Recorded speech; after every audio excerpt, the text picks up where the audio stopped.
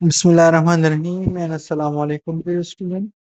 Welcome to Anpal Institute of Sciences Lahore, and today we will discuss unit number 8 Fundamental of Nursing Concept of Teaching and Learning, and this is lecture number 2. फिर हमने इस chapter को start किया था और आज जो हमारा टॉपिक है वो है पेशेंट टीचिंग। किस तरह से आपने पेशेंट को टीचिंग प्रोवाइड करनी है ताकि वो हेल्थी बिहेवियर को अडॉप्ट करे और उसकी हेल्थ को हम प्रमोट करें, डिजीज को प्रिवेंट करें। ये सारी चीज़ें हम अभी डिस्कस करने वाले हैं। पेशेंट एजुकेशन हमारे साथ एक ऐसा प्रोसेस है जिसमें जो हॉस्पिटल सेटिंग में हेल्थ प्रोफेशनल होते हैं, डॉक्टर या नर्सेज, वो पेशेंट को क्या करते हैं, इंफॉर्मेशन प्रोवाइड करते हैं उनकी डिजीज़ के हवाले से, वो जो मेडिसिन यूज़ करते हैं उनके हवाले से, और जो हॉस्पिटल इन्वायरमेंट है उस हवाले से हम पेशेंट को इंफॉर्मेशन प्रोवाइड करते हैं, एजुकेशन प्रोवाइड करते हैं वो किस तरह से अपनी हेल्थ को मेंटेन रख सकते हैं, किस तरह से अपनी हेल्थ को इम्प्रूव कर सकते हैं, उनका जो हेल्थ की बिहेवियर है उसको अडॉप्ट करके अपनी हेल्थ को किस तरह से उसने और इम्प्रूव करना है। ये सारी चीज़ें हमारे साथ पेशेंट टीचिंग में शामिल हैं। Patient teaching, nurse can perform patient teaching as and when required. Nurse की ये प्राइमरी रिस्पॉन्सिबिलिटी है कि जब भी ज़रूरत हो पेशेंट को टीचिंग प्रोवाइड करें। और सबसे पहले टीचिंग प्रोवाइड करने से पहले आपने क्लाइंट की, पेशेंट की एजुकेशनल बैकग्राउंड को चेक करना होता है, उनकी परसेप्शन, ख्याल क्या है हेल्थ के बारे में, इलनेस के बारे में, उनकी डिजीज़ कंडीशन क्या है, उनका नॉलेज क्या है, उसके हवाले से आपने प्लान करके पेशेंट को टीचिंग प्रोवाइड करनी है। हमारे साथ पर्पस क्या है, क्यों हम पेशेंट टीचिंग प्रोवाइड करते हैं? तो 3 मेन पर्पस है: to maintain and promote health, कि पेशेंट की हेल्थ को हमने मेंटेन करना है, प्रमोट करना है through preventive measure, through change in behaviour and prevent illness, restore the patient health and teach patient how to cope with their condition. और उसे कोई बीमारी है, किस तरह से उसने उससे लड़ना है, कोप करना है, और उस डिफिकल्ट फेज से किस तरह से उसने निकलना है ताकि वो नाउमीद ना हो, अपनी डिजीज के साथ कोऑपरेट करे, प्रॉपर मेडिकेशन ले और अपने सेहत का ख्याल रखे। So in order to fulfill these goals, it is the responsibility of the nurse to educate the patient appropriately and successfully in order to receive understanding from the patient. तो ये patient की नर्स की responsibility बनती है कि patient को proper educate करे, उनको प्रॉपर टाइम दे, उनको उनकी सेहत के हवाले से, उनकी मेडिकेशन के हवाले से, उनकी जो न्यूट्रिशन एंड डाइट स्टेटस है उनके हवाले से प्रॉपर गाइडेंस दें ताकि उनकी जो सेहत है प्रॉपर रिस्टोर हो जाए, रिकवर हो जाए और इम्प्रूव हो जाए। तो टीचिंग से, एजुकेशन से, पेशेंट टीचिंग स्टार्ट करने से पहले कुछ प्री रिक्विजिटिव है, कुछ चीज़ें हैं जिसे आपने फॉलो करनी है स्टार्ट होने से पहले। Before even starting to educate the patient, the nurse must always assess the patient to see what type of environment will be most beneficial for them and better them and prepare। मतलब आपने education start करने से पहले ऐसा environment select करना है जो कि काम हो, जहाँ पे प्रॉपर लाइटिंग हो, जहाँ पे पेशेंट की प्राइवेसी हो, कोई डिस्टर्ब करने वाली चीज़ ना हो। अपने ऐसी एनवायरनमेंट चूज करना है जिसका टेम्परेचर नॉर्मल हो, और एनवायरनमेंट और कंफर्टेबल एनवायरनमेंट के साथ साथ आपने देखना है कि पेशेंट को कोई पेन वगैरह तो नहीं है। अगर पेशेंट को पेन है तो उस टाइम पे जो भी सॉरी आप जो भी टीचिंग प्रोवाइड करते हैं वो प्रॉपर सूटेबल नहीं होगी, पेशेंट को उसका कोई फायदा नहीं होगा क्योंकि उसकी कंडीशन ऐसी होगी कि वो अपने पेन के हवाले से बार बार सोचेगा। तो आपने पेशेंट को पेन फ्री करके नॉर्मल रिलैक्स हालत में लाके पेशेंट को टीचिंग प्रोवाइड करनी है। नेक्स्ट हमारे साथ क्या है, इम्पोर्टेंस ऑफ पेशेंट टीचिंग, क्या इम्पोर्टेंस है? सबसे पहले patient education enable patient to assume better responsibility for their own health care, improving patient ability to manage acute and chronic disorder। ये पेशेंट को इस तरह से हम टीचिंग प्रोवाइड करते हैं ताकि पेशेंट की जो एक्यूट एंड क्रॉनिक डिसऑर्डर है उससे वो बेटर तरीके से कोप कर सके। Patient education provides opportunity to choose healthier lifestyle and practice preventive medicine। उनकी जो लाइफस्टाइल है उसमें एजुकेशन से क्या होता है, वो हेल्थियर लाइफस्टाइल को अडॉप्ट कर लेता है, बेटर डाइट लेता है, एक्सरसाइज करता है। जो प्रिवेंटिव मेडिकेशन है, अभी इसी कोई डिजीज नहीं है, वो वैक्सीन लेता है प्रॉपर टाइम टू टाइम, बच्चों को वैक्सीनेशन कर प्रोवाइड करता है ताकि उससे फ्यूचर में डिजीज हो भी जाए तो उसे इतना इफेक्ट ना करे ज्यादा। Patient education attract patient to the provider and increase patient satisfaction with the care while at the same time decreasing the provider risk of liability। मतलब ये जो है ना पेशेंट क्लाइंट रिलेशन जो है ना, nurse relation to the patient, उसको doctor relation to the patient, उसको ये बेटर करता है क्योंकि पेशेंट के साथ आप इन्वॉल्व होते हैं, पेशेंट आपसे सेटिस्फाई हो रहा है, उसकी केयर में ये बहुत ज़्यादा हेल्पफुल है।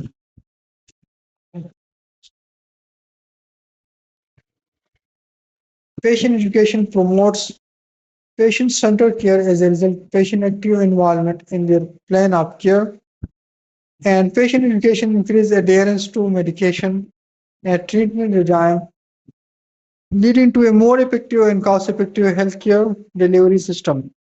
आपकी टीचिंग से क्या होता है, पेशेंट जो है ना अपनी केयर में इन्वॉल्वमेंट जाहिर करता है, शो करता है, वो मेडिकेशन को टाइम पे लेता है, जो चीज़ें आप उसे बताते हो प्रॉपर वो फॉलो करता है, तो उससे पेशेंट की जो हेल्थ है वो इम्प्रूव हो जाती है। Patient education ensure continuity of care and reduce the complication related to illness and incidence of disorder or disease। अब अगर पेशेंट को पता हो कि मैंने ये ट्रीटमेंट को फॉलो करना है तो उससे क्या होता है, जो कॉम्प्लिकेशन आती है ट्रीटमेंट को ना फॉलो करने से वो हमारे साथ ख़त्म हो जाती है। बैक्टीरियल रेजिस्टेंस हमारे साथ कम होता है, और प्रॉपर जो एंटीबायोटिक का कोर्स होता है उसको पूरा लेता है, ठीक है। Patient education maximizes the individual independence with home exercise program and activities that promote independence and activities of daily living as well as continuity of care। तो क्या होता है पेशेंट टीचिंग से, पेशेंट जो है ना इंडिविजुअली इंडिपेंडेंट हो जाता है, अपनी एक्सरसाइज परफॉर्म करने से जो डेली लाइफ एक्टिविटीज है वो प्रॉपर फॉलो करता है, मेडिकेशन को फॉलो प्रॉपर करता है और एक हेल्थी लाइफस्टाइल गुजारता है पेशेंट। अब हमारे साथ क्या प्रोसेस है जिसको हमने फॉलो करके पेशेंट को टीचिंग प्रोवाइड करनी है। मुख्तलिफ स्टेप्स है हमारे साथ। असेसिंग लर्निंग नीड्स, हमने पेशेंट को इवैल्यूएशन करनी है, क्या उनकी लर्निंग नीड्स है, क्या क्या कमी है उसमें, क्या क्या चीज़ें हम ऑब्जेक्टिव्स में शामिल कर सकते हैं अपनी टीचिंग में। डेवलपिंग लर्निंग ऑब्जेक्टिव, ताकि हम उनको प्रॉपर फॉलो कर सके और पेशेंट पे इम्प्लीमेंट कर सके। हमने प्रॉपर प्लानिंग करनी है, उसको फिर इम्प्लीमेंट करना है पेशेंट टीचिंग सेशन में। एंड पेशेंट लर्नर को इवैल्यूएट करना है कि आया हम लास्ट में क्वेश्चन करते हैं पेशेंट से, सिंपल सा टेस्ट अरेंज करते हैं कि आया पेशेंट की बिहेवियर में चेंजेस आ गया है, उन्होंने कुछ नया सीखा है या नहीं। And documenting patient teaching and learning, और फिर लास्ट में पेशेंट टीचिंग लर्निंग को डॉक्यूमेंट करते हैं हम कि हमने क्या क्या पढ़ाया पेशेंट को, उनकी क्या क्या इम्पेक्ट आया पेशेंट पे इवैल्यूएशन के टाइम पर, ठीक है, और उनकी बिहेवियर में क्या क्या चेंजेस आ गई। असेसिंग द लर्निंग नीड, सबसे पहले आपने असेस करना है क्या नीड्स है पेशेंट की। On admission, the patient teaching would include what before starting up the treatment patient would want to know before the surgery or during any special treatment or investigation patient must understand it।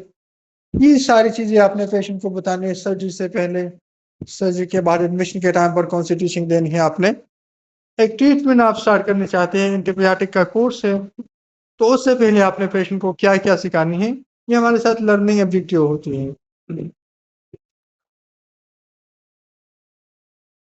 Developing learning objective, क्या क्या हमने achieve करना है, ये सारी चीज़ें हमने objectives बना के पेशेंट को प्रोवाइड करनी होती है।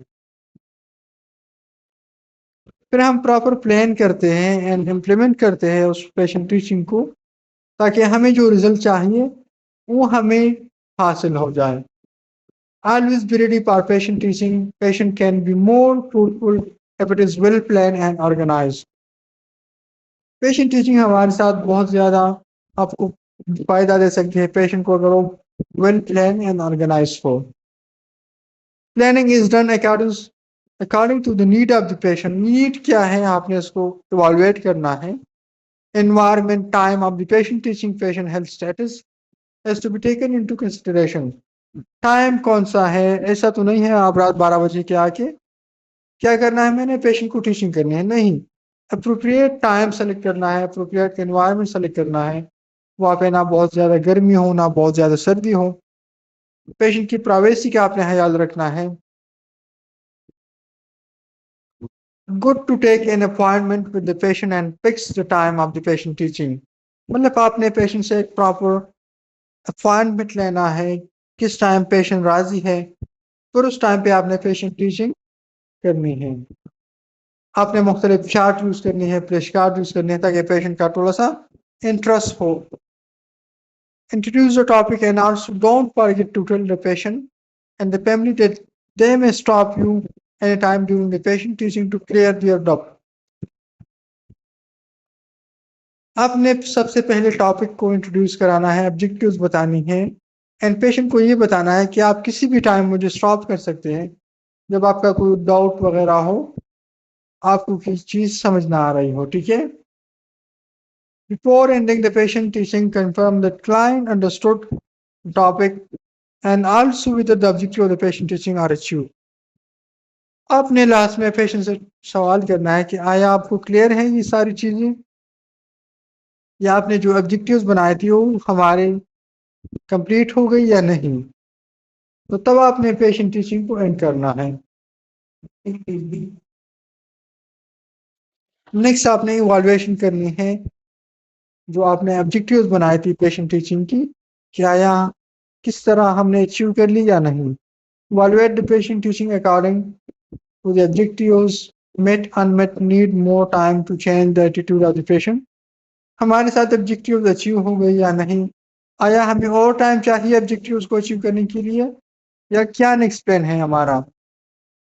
Take feedback from the patient, family member and other patient if at all they were attending the patient teaching। मतलब आप पेशेंट से फीडबैक ले सकते हैं उनकी फैमिली मेंबर से, अगर वो पेशेंट टीचिंग को अटेंड कर रहे हैं तो ये सारी चीज़ें आपने जहन में रख के आगे चलना है। Documenting the patient teaching, proper documentation आपने करनी है ताकि आपके पास एक रिकॉर्ड आ जाए कि हमने पेशेंट को जो है ना टीचिंग प्रोवाइड की, उसका रिस्पॉन्स किया या हमारे साथ उसकी बिहेवियर में चेंजेस आ गए या नहीं।